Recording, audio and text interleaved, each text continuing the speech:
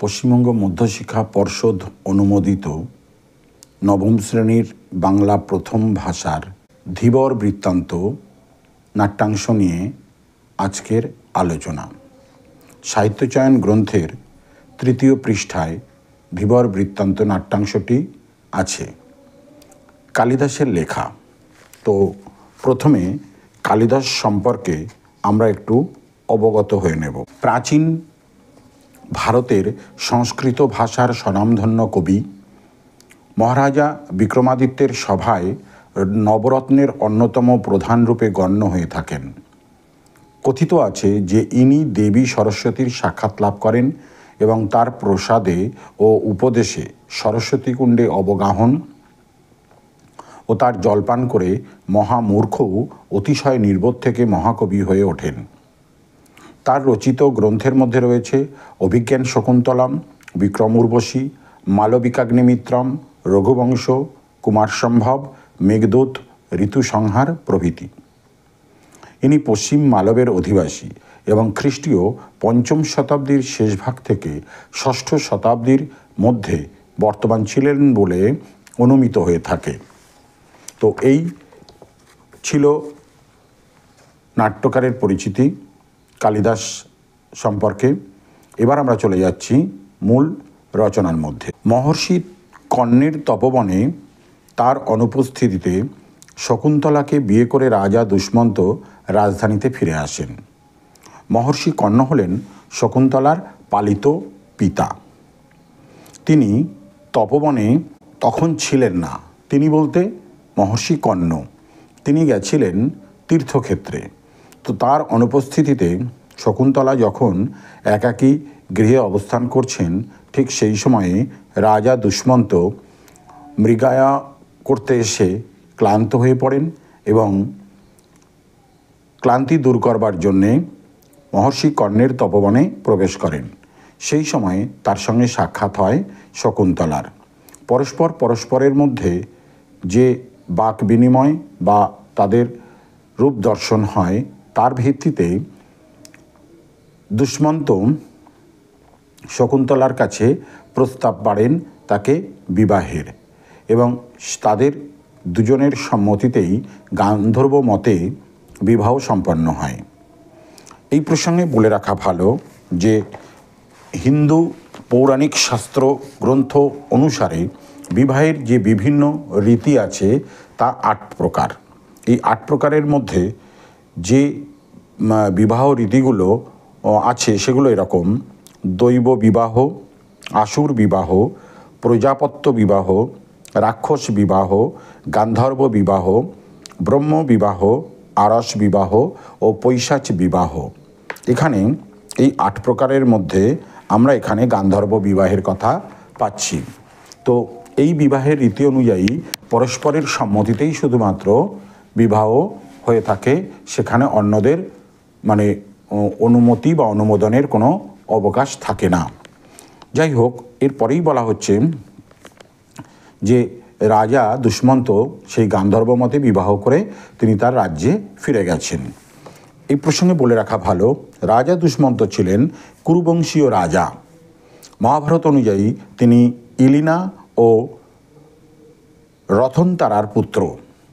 এই প্রসঙ্গে আমরা আরও বলে রাখতে পারি, পরবর্তীকালে জানা যায় যে শকুন্তলার সঙ্গে গান্ধর্ব মতে বিবাহ হওয়ার সূত্রে তাদের যে সন্তান ভরত, সেই হিসাবে এই দুষ্মন্ত রাজারই পুত্র।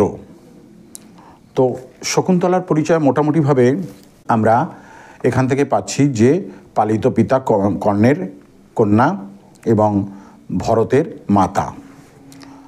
এছাড়াও শকুন্তলার প্রিয় 2 সখী ছিল প্রিয়ংবদা, প্রিয় বাক্য বলেন বলেই তার নাম প্রিয়ংবদা, ও অনুসূয়া। তাদেরও পরিচয় আমরা পেয়ে থাকি। তো যাই হোক, এরপরে আসছি পরের অংশে। কিন্তু দীর্ঘ সময় পরেও শকুন্তলার খোঁজ নিতে কোনো দূত তপবনে এলো না।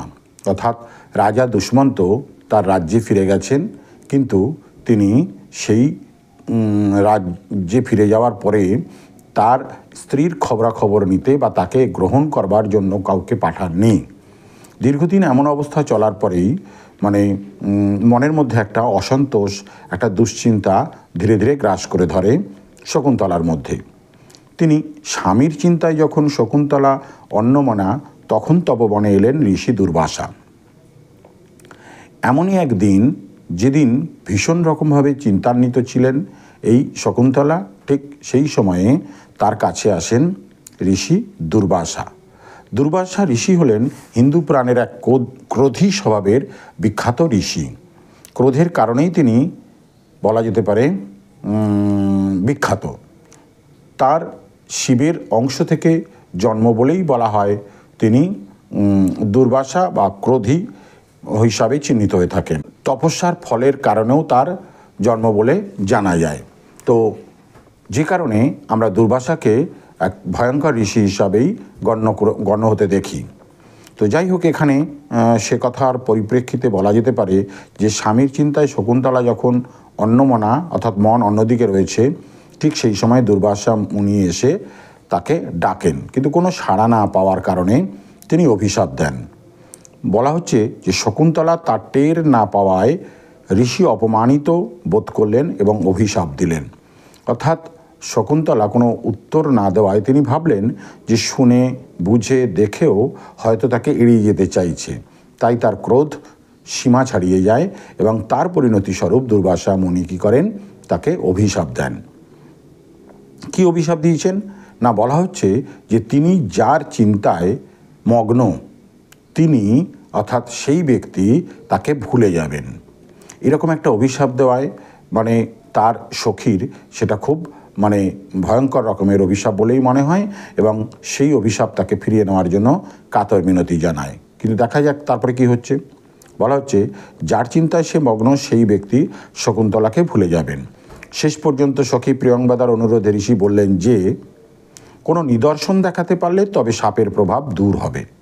অর্থাৎ প্রিয়ংবদার কথাতে অর্থাৎ তার প্রিয় বাক্য শুনে ঋষি দুর্বাসা মুনি বললেন যদি সেই ব্যক্তিকে কোনো নিদর্শন দেখাতে পারে অর্থাৎ নমুনা, তাহলেই তিনি তাকে গ্রহণ করবেন বা তাকে চিনতে পারবেন। দুষ্মন্ত রাজধানীর উদ্দেশ্যে বিদায় গ্রহণের সময় শকুন্তলাকে যে আংটি পরিয়ে দিয়েছিলেন, সখীরা মনে করলেন সেই আংটিই হবে ভবিষ্যতের স্মারক চিহ্ন। দেখো, এখানে বলা হচ্ছে যে দুষ্মন্ত রাজধানীর উদ্দেশ্যে যখন বিদায় গ্রহণের সময় শকুন্তলাকে যে আংটি পরিয়ে দিয়েছিলেন, অর্থাৎ গান্ধর্ব মতে বিবাহ করে যখন রাজা দুষ্মন্ত তার রাজ্যে ফিরে যাচ্ছেন, ঠিক সেই সময়ই তাকে আংটি পরিয়ে দিয়েছিলেন। এবং সেই আংটি পরার সুবাদে প্রিয় সখীদের মধ্যে যে দুজনের কথা আগেই উল্লেখ করেছি, প্রিয়ংবদা এবং অনুসূয়া, তাদের কথা এখানে বলা হচ্ছে যে সখীরা, রা বহু বচন, সেক্ষেত্রে এখানে প্রিয়ংবদা এবং অনুসূয়া আমরা ধরে নিতে পারি। তো সেই সখীদের মনে করলেন সেই আংটি হবে ভবিষ্যতের স্মারক চিহ্ন, অর্থাৎ ওই আংটি দেখাতে পারলে রাজা দুষ্মন্ত তিনি চিনতে পারবেন। মহর্ষি কর্ণ তীর্থ থেকে ফিরে শকুন্তলাকে প্রতিগৃহে পাঠানোর আয়োজন করলেন। এবার তীর্থক্ষেত্র থেকে ফিরে এলেন মহর্ষি কর্ণ, অর্থাৎ শকুন্তলার পালিত পিতা। তিনি ফিরে এসে সব শুনে তিনি কি করলেন, তাকে প্রতিগৃহে অর্থাৎ স্বামীর বাড়িতে বা গৃহে বা আবাসে পাঠানোর উদ্যোগ আয়োজন করলেন। দুষ্মন্ত সমীপে উপস্থিত হলে তিনি শকুন্তলাকে চিনতেও পারলেন না। আমি রাজা দুষ্মন্ত তিনি শকুন্তলাকে দেখেও তাকে চিনতে পারলেন না। এদিকে পথে শচীতীর্থে স্নানের পর অঞ্জলি দেওয়ার সময় হাত থেকে খুলে পড়ে গেছে শকুন্তলার হাতের আংটি। শকুন্তলা অপমানিতা হলেন রাজসভায়। অর্থাৎ এ কথা বলা হচ্ছে যে স্মারক চিহ্ন দেখালে রাজা চিনতে পারবেন, সেই স্মারক চিহ্ন যাওয়ার পথে শচীতীর্থে স্নানের পর যখন অঞ্জলি দিচ্ছিলেন, সেই সময় দেখা গেল শকুন্তলার হাতের আংটি খুলে পড়ে যায়। ফলে যে অংশটি বা যে বস্তুটি দিয়ে তাকে চেনানোর মতন পরিবেশ গড়ে তোলা যেত, সেটা আর সম্ভব হলো না। অর্থাৎ শকুন্তলাকে চিনবার মতন কোনো অবশিষ্ট বস্তু আর রইল না। ফলস্বরূপ যা হওয়ার তাই হলো, দুষ্মন্ত তিনি আর শকুন্তলাকে চিনতে পারলেন না এবং তখন তার সভা পরিষদ বা অন্যান্যরা তাকে অপমানিত করে স্ত্রীর দাবি নিয়ে আসার জন্য তাকে বিতাড়িত করলেন। শকুন্তলা অপমানিতা হলেন রাজসভায়। রাজসভায় স্বামীর ও স্বামীর সঙ্গ যারা ছিল তাদের দ্বারা অপমানিত হয়ে ফিরতে হয় বিফল মনোরথে। ঘটনাক্রমে সেই অংশটি পেল এক ধীবর, সেই আংটিটি পেল এক ধীবর, এবং এখানে বলা হচ্ছে যে আংটিটা জলে পড়ে যায় সেই আংটিটাই পাওয়া গেল একজন ধীবরের কাছে। এখন মনে প্রশ্ন জাগতে পারে, ধীবরও কি তাহলে ওই শচীতীর্থে স্নান করতে গেছিল এবং সেখান থেকেই কি তার পায়ে বাঁধে বা হাতে উঠে আসে? সেটা একটা প্রশ্ন জাগে, কিন্তু কি হলো সেটা আমরা পরের অংশে সেটা আমরা দেখব কি ঘটনা ঘটছে। তোমরা লক্ষ্য করতে থাকো, আমি পরের অংশ মূল পর্বে পৌঁছাচ্ছি। তার আগে একটা অনুরোধ তোমাদের কাছে, যদি ভিডিওটি ভালো লাগে তাহলে অবশ্যই তোমরা কমেন্ট করে জানিও, লাইক করো অন্ততপক্ষে একটি, আর সাবস্ক্রাইব করে রেখো এরকম আরও ভিডিও পাওয়ার জন্য। সেই সঙ্গে সঙ্গে বলবো বন্ধুদের কাছে শেয়ার করো। পরবর্তীকালে বিভিন্ন বিষয়ের ওপর ভিত্তি করে যে এমসিকিউ, এসিকিউ ও বড় ধরনের প্রশ্নগুলো আলোচনা করব তা তোমাদের বিশেষভাবে উপকৃত করবে, এই ভেবেই আমি তোমাদের কাছে প্রত্যাশা করছি চ্যানেলটিকে সাবস্ক্রাইব করে রেখো। তো চলো পরের অংশে আমরা পৌঁছাচ্ছি। তারপর নগর রক্ষায় নিযুক্ত রাজচালক এবং পিছনে হাত বাঁধা অবস্থায় এক পুরুষকে সঙ্গে নিয়ে 2 রক্ষীর প্রবেশ। দেখো, প্রথমেই ব্র্যাকেটের মধ্যে যে কথাগুলো বলা হয়েছে তার মধ্যে আমরা 3 জনের পরিচয় পাচ্ছি। সেই 3 জন কে কে? তারপর নগর রক্ষায় নিযুক্ত রাজচালক, তার মানে রাজচালক একজন, এবং পিছনে হাত বাঁধা অবস্থায় এক পুরুষকে সঙ্গে নিয়ে 2 রক্ষীর প্রবেশ, এবং পুরুষ ছাড়া আর যে 2 জন আছে তারা হচ্ছে 2 জন রক্ষী। তাহলে এই 3 জন হচ্ছে রাজার পক্ষের লোক, অর্থাৎ রাজা দুষ্মন্তের পক্ষের লোক, এবং অন্যজন অর্থাৎ যাকে ধরে নিয়ে যাওয়া হচ্ছে তিনি হচ্ছেন পুরুষ। এখানে বলে নেওয়া ভালো যে পুরুষ হচ্ছে গল্পের বা নাটকের এই অংশের কেন্দ্রীয় চরিত্র, জেলে একজন, যার নামেই এই নাট্যাংশের নাম হয়েছে ধীবর বৃত্তান্ত। আর রাজচালক হচ্ছে রাজা দুষ্মন্তের প্রথম বিবাহের স্ত্রী লক্ষণা, তার ভাই। এই নাটকে রাজচালক বা রাজার শালা হিসাবে চিহ্নিত হয়েছে। স্বাভাবিকভাবে আমাদের মনে প্রশ্ন জাগে যে দুষ্মন্তের স্ত্রী তো শকুন্তলা, সে চিনতে পারুক না পারুক, তাহলে রাজচালক সেখানে কি করে আসে? সে স্ত্রী যদি মর্যাদা না পায়। আসলে এর পূর্বাপর যে ঘটনা বা পূর্ববর্তী যে ঘটনা তার অনেক অংশ আমাদের বাহ্যিকভাবে জেনে নেওয়া দরকার।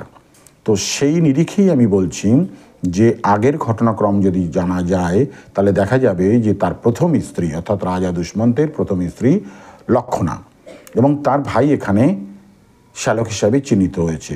রাজার শ্যালক তাই রাজশ্যালক। এই প্রসঙ্গে আরও জেনে নেওয়া যেতে পারে এই যে রাজা জনমেজয় রাজা দুষ্মন্তের পুত্র।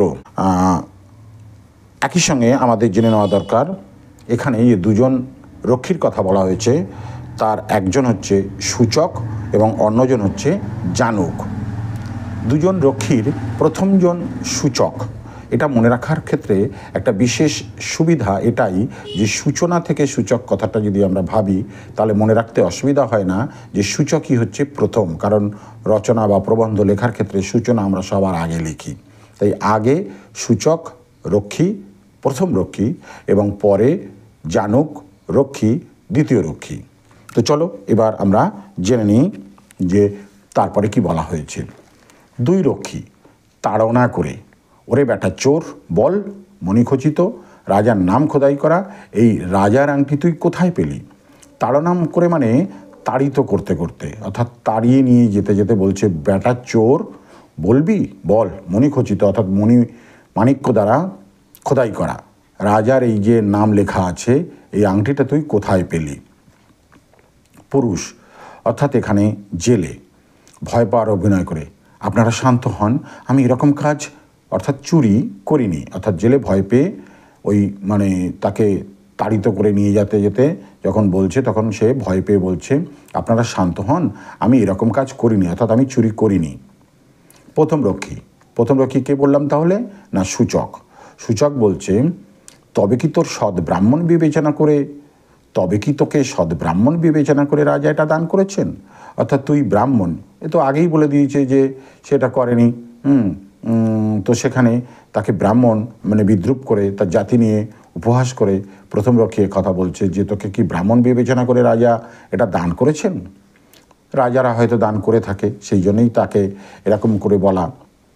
পুরুষ বলছে, আপনারা অনুগ্রহ করে শুনুন, আমি একজন জেলে, শক্রাবতারে আমি থাকি। তিনি কাতর মিনতি করে অনুনয় সুরে বলছেন যে আমি একজন সামান্য জেলে, আমি শক্রাবতারে থাকি। দ্বিতীয় রক্ষী, বেটা বাটপার, আমরা কি তোর জাতির কথা জিজ্ঞেস করেছি? তখন দ্বিতীয় রক্ষী সেও কিন্তু একই রকমভাবে বেশ গরম ভাব নিয়ে তাকে বলে বাটপার, অর্থাৎ ঠগি, ঠগবাজ, যে যার কাজ হচ্ছে ঠকানো। আমরা কি তোর জাতির কথা জিজ্ঞেস করেছি? অর্থাৎ সে কিন্তু এই জাতির কথা বলতে চায়নি।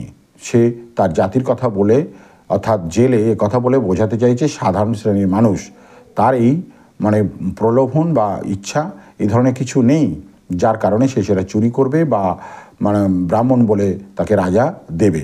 শ্যালক তখন বলছে, সূচক, একে পূর্বাপর সব বলতে দাও, মধ্যে বাধা দিও না। দেখো, এখানে সূচক এই সম্বোধন করে যখন শ্যালক অর্থাৎ রাজশ্যালক বলছেন, তখন তার চরিত্রের একটা বিশেষ গুণ স্পষ্ট হয়ে ওঠে। যে তিনজন রাজার পক্ষের, তাদের মধ্যে একমাত্র শ্যালক মনে হচ্ছে একটু যেন সৎ এবং সততা নিয়েই তার ভাবনা। তো সেই কারণেই হয়তো সে শুনতে চায়, সব বলতে দেওয়ার অনুমতি তাকে দেয়। কিন্তু দুজন রক্ষী তারা কেউ সেভাবে কিছুই বলতে দেওয়ার সুযোগ দিতে চায় না। এক কথায় বলা যেতে পারে বাঁশের চেয়ে কঞ্চি দড়, অর্থাৎ রাজশ্যালক তাদের থেকেও যেন এই দুই রক্ষী বেশি তাদের প্রতি বীতশ্রদ্ধ, তাদের প্রতি ক্রুদ্ধ বা ক্ষুব্ধ। মধ্যে বাধা দিও না, অর্থাৎ মাঝে আর বাধা দিয়ে তাকে বিব্রত করো না। দুই রক্ষী তখন একই সঙ্গে বলে ওঠে, তা আপনি যা আদেশ করেন, বল কি বলছিলি। তারপরে রাজশ্যালককে তার আদেশের জন্য কথা ব্যক্ত করে বলে যে তা আপনি যা আদেশ করেন। কিন্তু পরক্ষণেই এবার ওই পুরুষকে অর্থাৎ জেলেকে তারা দুজন বলে, বল কি বলছিলি বল। এই বল এই কথাটার মধ্যে দিয়ে তুচ্ছভাবে তাকে যে বলা সেটা স্পষ্ট হয়ে ওঠে। কি বলছিলি অর্থাৎ যা বলছিলিস সেটা আবার বল। তাকে অনুমতি দেওয়া হয়। পুরুষ, আমি জাল, বড়শি ইত্যাদি নানা উপায়ে মাছ ধরে সংসার চালাই। অর্থাৎ সে তখন আরও বিস্তৃতভাবে বলতে চায় যে সে জেলে একজন শক্রাবতারে থাকে এবং জাল, বড়শি প্রভৃতির সাহায্যে সে যে মাছ ধরে আর সেই মাছ ধরেই তার যে সংসার চলে সে কথা বলে। শ্যালক একটু উপহাস করে হেসে, তা তোর জীবিকা বেশ পবিত্র বলতে হয় দেখছি। অর্থাৎ এই বক্তব্যের মধ্যে যেন একটু উপহাস আবার ফুটে ওঠে। বেশ পবিত্র জীবিকা বলার মধ্যে দিয়ে উপহাস, বিদ্রূপ এবং অবজ্ঞার ভাবও সেখানে প্রকাশ পায়। পুরুষ, শুনুন মহাশয়, এরকম বলবেন না। অর্থাৎ মহাশয় সম্বোধনের মধ্যে দিয়ে পুরুষ বা জেলের যে সমীহ করার ব্যাপারটা লক্ষ্য করা যায়, সেটা হয়তো তার আগের বক্তব্যের প্রতি শ্রদ্ধা জ্ঞাপন করেই ব্যক্ত করা, তাই হয়তো মহাশয় সম্বোধন করা। বলছেন এরকম বলবেন না, অর্থাৎ কীরকম না, জীবিকা বেশ পবিত্র বলতে হয় দেখছি, এই কথা বলার পরিপ্রেক্ষিতেই এ কথা বলা। যে বৃত্তি নিয়ে যে মানুষ জন্মেছে সেই বৃত্তি নিন্দনীয়, ঘৃণ্য হলেও তা পরিত্যাগ করা উচিত নয়। বেদজ্ঞ ব্রাহ্মণ স্বভাবে দয়াপরায়ণ হলেও যজ্ঞীয় পশুবধের সময় নির্দয় হয়ে থাকে। এ কথা বলার অর্থ কি? যে মানুষ যে বৃত্তি নিয়ে জন্মায় সেই বৃত্তি খারাপ হোক ভালো হোক তা কখনো পরিত্যাগ করা উচিত নয়। অর্থাৎ জেলের ঘরে জেলে জন্ম নিলে জেলেকে অপদস্থ করা বা খারাপ চোখে দেখাটা কখনোই কাম্য হতে পারে না। বেদজ্ঞ ব্রাহ্মণ অর্থাৎ বেদ সম্পর্কে যারা জ্ঞানী, যারা পণ্ডিত, তারা বেশ স্বভাবে দয়াপরায়ণ হয়ে থাকেন, এটা আমরা সবাই জানি। কিন্তু যখন পশুবধ করে থাকেন তখন তাদের পাষণ্ড বলেই মনে হয়, কারণ তারা তখন আর সেই জ্ঞানী পণ্ডিত মায়া মমতা সম্পন্ন কোনো ব্যক্তি তার মনে হয় না, তখন তাকে বড্ড হৃদয়হীন, নির্দয় বলে মনে হয়। শ্যালক বলছে, তারপর পুরুষের কথা শুনে শ্যালকের মনে এবার প্রশ্ন জাগে, তারপরে কি হলো? পুরুষ, একদিন একটা রুই মাছ যখন আমি খণ্ড খণ্ড করে কাটলাম, তখন সেই মাছের পেটের মধ্যে মণিমুক্তায় ঝলমলে এই আংটিটা দেখতে পেলাম। অর্থাৎ জেলে যখন মাছ কাটছিল তখন এই মাছের পেটের ভিতর থেকে, অর্থাৎ রুই মাছ সেটা, সেই মাছের পেটের ভেতর থেকে মণিমুক্তা ঝলমল করে ওঠা এই আংটিটা দেখতে পায়। পরে সেই আংটিটা বিক্রির জন্য যখন লোককে দেখাচ্ছিলাম, অর্থাৎ ওই আংটিটা পেয়ে যখন সবাইকে দেখাচ্ছি, তখন আপনারা আমায় ধরলেন। আর তখনই আপনারা, অর্থাৎ এই তিনজন রাজার পরিচিত তিনজন, অর্থাৎ রাজচালক এবং দুই রক্ষী সূচক এবং জানুক, তারা তাকে ধরে। এখন মারতে হয় মারুন, ছেড়ে দিতে হয় ছেড়ে দিন। কিভাবে এই আংটি আমার কাছে এলো তা বললাম। অর্থাৎ এই যে বক্তব্য, এখন মারতে হয় মারুন আর ছেড়ে দিতে হয় ছেড়ে দিন, এ কথা বলার মধ্য দিয়ে তার একটা স্বভাবের বিশেষ গুণের কথা ফুটে ওঠে। কি সেটা? সেটা হচ্ছে তার সততা। যেমন আমরা এর আগে দেখেছি, এরকম বলবেন না, যে বৃত্তি নিয়ে যে মানুষ জন্মেছে সেই বৃত্তি নিন্দনীয় হলেও, মানে ঘৃণ্য হলেও তা পরিত্যাগ করা উচিত নয়। এর মধ্যে দিয়ে তার পেশার প্রতি মর্যাদাবোধ বা শ্রদ্ধা ফুটে উঠেছে। ঠিক তেমনি এখানে আমরা দেখতে পাচ্ছি এই বক্তব্যের মধ্য দিয়ে, অর্থাৎ এখন মারতে হয় মারুন আর ছেড়ে দিতে হয় ছেড়ে দিন, এর মধ্যে দিয়ে তার সততার কথাটাও প্রকাশ পাচ্ছে। শুধু তাই নয়, আংটি পাওয়াকে কেন্দ্র করে রাজচালক ও রাজরক্ষীদের যা যা বলেছে তা সত্য প্রমাণিত হওয়ায় এটাও বলা যায় যে তার চরিত্রের মধ্যে স্পষ্টভাষী একজন ধীবর, সেটাও বোঝা যায়।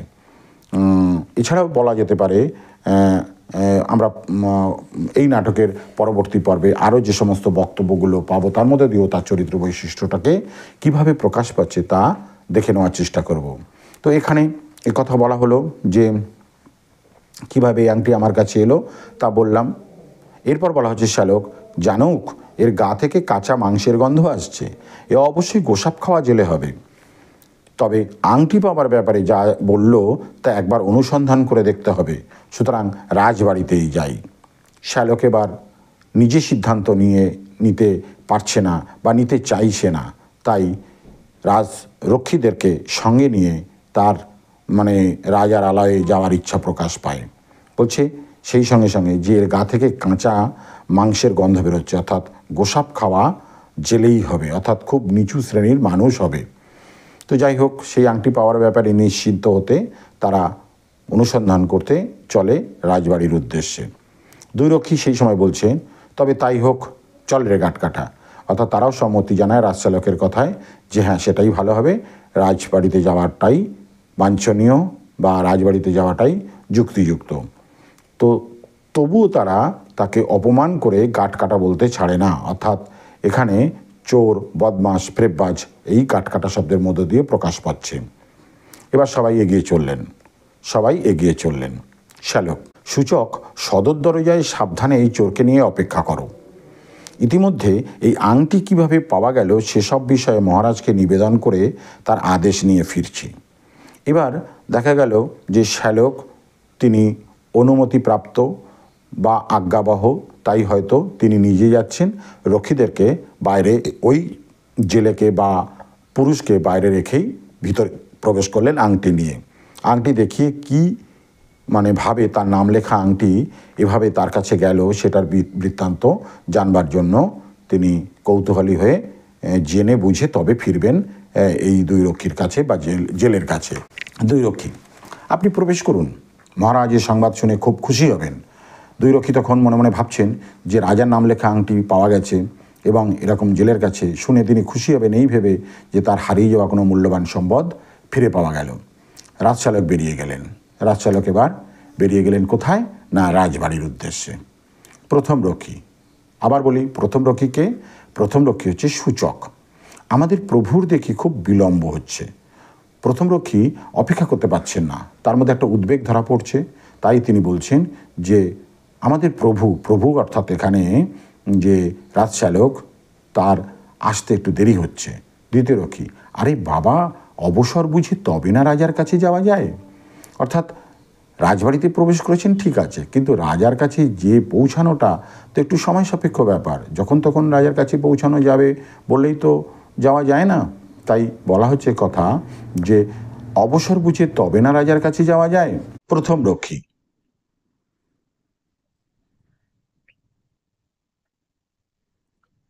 জানুক, একে মারার আগে এর গলায় যে ফুলের মালা পরানো হবে তা গাঁথে আমার হাত দুটো এখনই নিষ্পিস করছে। জেলেকে দেখিয়ে দিল। প্রথম রক্ষী দ্বিতীয় রক্ষীকে বলছে, অর্থাৎ সূচক জানুককে বলছে, জানুক, একে মারার আগে, অর্থাৎ এর তো মৃত্যুদণ্ড প্রায় নিশ্চিত, তাই একে মারার আগে যে ফুলের গলা মানে মালা গলায় পরিয়ে তাকে যে হত্যা করা হবে বা মারা হবে, তা গাঁথার জন্য, অর্থাৎ মালা গাঁথার জন্য তার হাত দুটো এখনই নিষ্পিস করছে। অর্থাৎ রাজশ্যালক রাজবাড়িতে প্রবেশের পর তাদের নিজেদের মধ্যে যে বাক্যালাপগুলো হচ্ছে, সেখানেও কিন্তু সেই রাগের বহিঃপ্রকাশ প্রকাশিত হচ্ছে। পুরুষ জেলে, মহাশয়, বিনা দোষে আমাকে মারবেন না। এই সময়ে কাতর মিনতি জানাতে সে পিছুপা হয় না। সেও মনে মনে আশঙ্কিত, যদি রাজা কোনো রকমভাবে ভুল বুঝে ধরে নেয় যে সে এই আংটি চুরি করেছে, আর তার জন্য যদি তার শাস্তি হয়, তাহলে তিনি কি করবেন। এই জন্যই বলছেন বিনা দোষে আমাকে মারবেন না। অর্থাৎ জেলে জানে যে সে কোনো দোষ করেনি, তার এটা চুরি করা কোনো আংটি নয়। দ্বিতীয় রক্ষী তাকিয়ে দেখে, এই তো আমাদের প্রভু মহারাজের হুকুমনামা হাতে নিয়ে এদিকে আসছেন। হয় তোকে শকুনি দিয়ে খাওয়ানো হবে, না হয় কুকুর দিয়ে খাওয়ানো হবে। দ্বিতীয় রক্ষী অর্থাৎ জানুক হঠাৎ তাকিয়ে দেখলো যে প্রভু তাদের আসছেন, অর্থাৎ রাজশ্যালক আসছেন, মহারাজের হুকুমনামা হাতে নিয়ে এদিকে আসছেন। মহারাজ কি হুকুম করেছেন, সেই হুকুম নিয়েই হয়তো এদিকে আসছেন। আর তখন তাদের মনের মধ্যে আশা জেগে ওঠে, এইবার সেই সময়, সেই শুভ সন্ধিক্ষণ তাদের কাছে আসছে, যে সন্ধিক্ষণে তারা ওকে হত্যা করতে পারবে। অর্থাৎ নির্দেশ পাঠাবে রাজা, শকুনিকে দিয়ে খাওয়ানো না কুকুরকে দিয়ে খাওয়ানো হবে, তার নির্দেশ। রাজশ্যালক প্রবেশ করে। রাজশ্যালক প্রবেশ করার পর শ্যালক বলছেন, সূচক, এই জেলেকে ছেড়ে দাও। আংটি পাওয়ার ব্যাপারে এই যা বলেছে তা সব সত্যি বলে প্রমাণিত হয়েছে। শ্যালক প্রবেশ করে তাদের কাছে এসে আর কি বলে যে, সূচক অর্থাৎ প্রথম রক্ষীকে বলছে, একে ছেড়ে দাও। কেন ছেড়ে দেবে না, আংটি পাওয়ার ব্যাপারে, জেলে যে আংটিটা পেয়েছে সেই পাওয়ার ব্যাপারে এই যা যা বলল তার সব সত্যি বলে প্রমাণিত হয়েছে রাজার কাছে। সূচক, তা প্রভু যা আদেশ করেন, অর্থাৎ প্রভু আপনি যা বলেন, এই বলে সূচক তাকে ছেড়ে দেওয়ার জন্য উদ্যোগ করে। দ্বিতীয় রক্ষী এই জেলে জমের বাড়ি গিয়ে আবার ফিরে এলো, জেলের হাতের বাঁধন খুলে দিল। দ্বিতীয় রক্ষী অর্থাৎ জানুক জেলের সম্পর্কে বলতে গিয়ে বলছে যে জমের বাড়ি থেকে ফিরে এলো, অর্থাৎ মৃত্যুর দুয়ার থেকে সে যেন ফিরে এসেছে। আর বলতে বলতেই সে জেলের হাতের যে বাঁধন ছিল সেটা খুলে দেয়। পুরুষ শ্যালককে প্রণাম করে। পুরুষ এবার কি করছে, শ্যালক এমন সুন্দর একটা খুশির বার্তা শোনালেন যে ছেড়ে দিতে হবে, এই যা বলেছে সব সত্যি, তা শুনে সে তাকে প্রণাম করে। আজ আমার সংসার চলবে কিভাবে। এরপরে পুরুষ তার প্রভুকে জিজ্ঞেস করে, অর্থাৎ এখানে রাজশ্যালককে জিজ্ঞেস করে, প্রভু আজ আমার সংসার চলবে কিভাবে।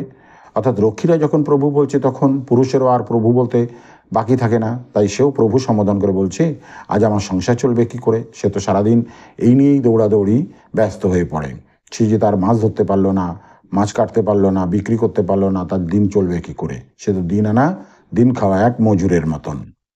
শ্যালক, মহারাজ আংটির মূল্যে সমান পরিমাণ এই অর্থ খুশি হয়ে তোমায় দিয়েছেন। অর্থাৎ মহারাজা এত বোকা নয়, মহারাজা তোমার যে দিন নষ্ট হয়েছে সেই কথা ভেবে একটা পারিতোষিক দিয়ে পাঠিয়েছেন, অর্থাৎ মূল্য দিয়ে পাঠিয়েছেন। জেলেকে টাকা দিলেন। পুরুষ প্রণাম করে গ্রহণ করে, অর্থাৎ এবার পুরুষ সেই টাকাটা প্রণাম করছে এবং সঙ্গে সঙ্গে সেটা গ্রহণও করছে। প্রভু অনুগৃহীত হলাম, অর্থাৎ আমি খুব খুশি হলাম। সূচক, এ কি যাতা অনুগ্রহ, এই যে শুল থেকে নামিয়ে একেবারে হাতির পিঠে চড়িয়ে দেওয়া হলো। সূচক বলছে যে এ তো সাধারণ কোনো অনুগ্রহ নয়, দান নয়, একেবারে শুল থেকে নামিয়ে, অর্থাৎ লৌহ শলাকা যার মাথায় চড়িয়ে দিয়ে মৃত্যু বরণ করানোর ব্যবস্থা করা হয়, তো সেই রকম শুল থেকে যেন নামিয়ে একেবারে রাজকীয় ব্যবস্থা, অর্থাৎ হাতির পিঠে চড়িয়ে সম্মান জানানোর মতন ব্যাপার। জানুক, হুজুর যে পরিমাণ পারিতোষিক দেখছি তাতেই বোঝা যাচ্ছে সেই আংটিটা রাজার খুব প্রিয় ছিল। দ্বিতীয় রক্ষী বলছে, হুজুর ওই রাজশ্যালককে হুজুর সম্বোধন করে এখানে বলা হচ্ছে যে যে পরিমাণ পারিতোষিক পাচ্ছে, অর্থাৎ টাকা পাচ্ছে, অর্থাৎ রাজা দুষ্মন্ত এই যে টাকা পাঠিয়েছে, তাতে বোঝা যাচ্ছে এই আংটিটার মূল্য কত, রাজার কাছে কতটা এ প্রিয় ছিল। শ্যালক, দামি রত্ন বসানো বলেই আংটিটা রাজার কাছে মূল্যবান মনে হয়েছে, এমনটা আমার মনে হয় না। শ্যালক সেখানে উপস্থিত ছিল রাজার সঙ্গে কথা বলার সময়, তাই তার মনোভাব দেখে বুঝে তার মনে হয়েছে শুধু মুনিমুক্তা বসানো বলেই যে আংটিটা মহামূল্যবান তা কিন্তু নয়। তার ভাবসাব দেখে মনে হয়েছে অন্য কোনো কারণ থাকলেও থাকতে পারে। আমরা বুঝতে পারছি কারণটা কি। কারণটা হচ্ছে যে এই আংটিটাই গান্ধর্ব মতে বিবাহের সময় শকুন্তলাকে পরিয়ে দিয়েছিলেন রাজা দুষ্মন্ত। হয়তো সেটাই তার মনে পড়ে গেছে, আর সেদিকেই ইঙ্গিত করে এ কথা বলা যে আংটিটা রাজার কাছে মূল্যবান মনে হয়েছে, শুধু দামি রত্ন বসানো বলেই নয়। তারপরে বলা হচ্ছে সেই আংটি দেখে মহারাজের কোনো প্রিয়জনের কথা মনে পড়েছে। আর এখানে বোঝাই যাচ্ছে যে প্রিয়জনকে আর কেউ নয়, নিশ্চয়ই আমরা বলতে পারি যে শকুন্তলা ছাড়া আর কেউ নয়।